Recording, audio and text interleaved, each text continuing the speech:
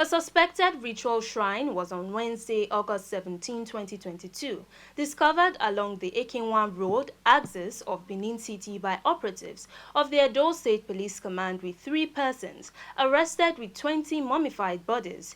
The Edo State Commissioner of Police, Abutu Yaro, on Thursday said the discovery followed a raid in line with the command's operational mandate of curbing crime in the state. Abutu said the corpses were discovered in a building along Asoro off Ekenwa Road, Uzebu Quarters in Benin City. Operatives of the command immediately swung into action and mobilized to the scene.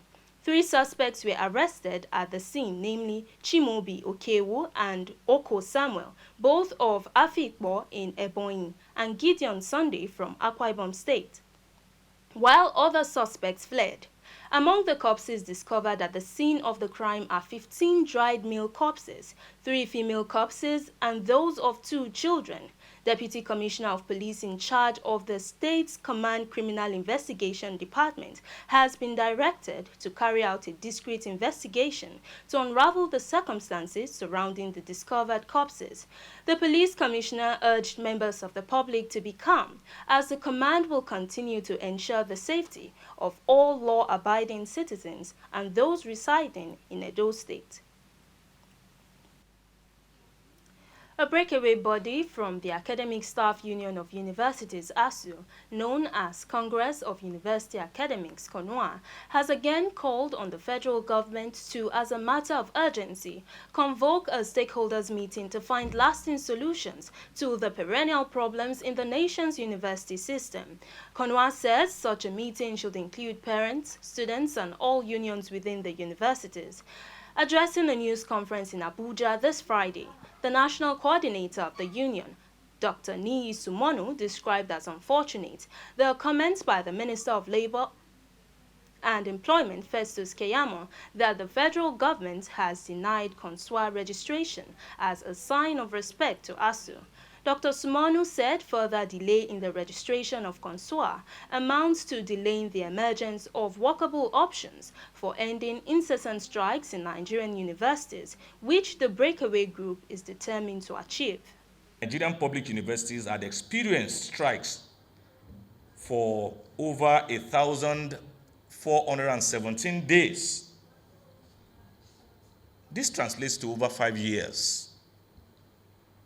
This ongoing strike has actually entered the 7th month.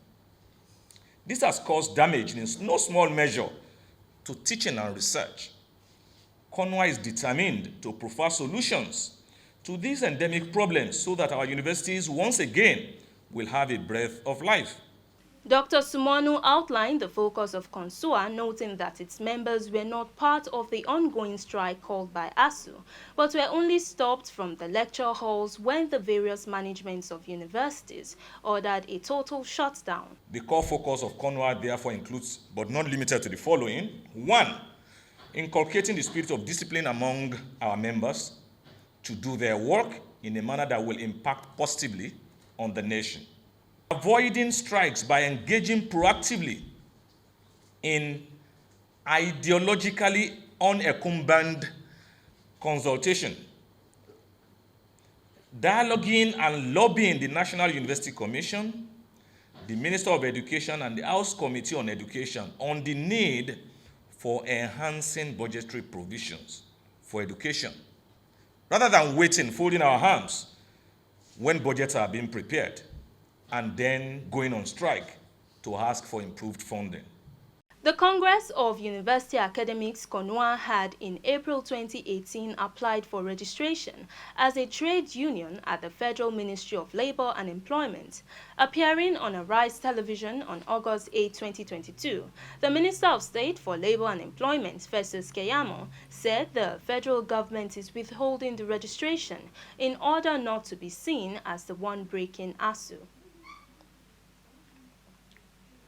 The Academic Staff Union of Universities, ASU, has insisted on the payment of the salary backlog to lecturers, maintaining that without this move, unfinished academic sessions should be forgotten. President of the union, Professor Emmanuel Oshodeke, made the remark this Friday, explaining that though public varsities have been shut since February, The lecturers should be paid since they have to teach to make up for the time lost during the closure. Oshodeke was speaking during an interview following government's insistence on non-payment of the lecturers over the industrial action.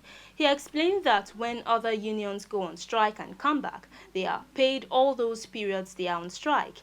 The ASU chief also said the union does not need a pity party over government's withholding of the lecturers' wages, maintaining that the union can take care of its members.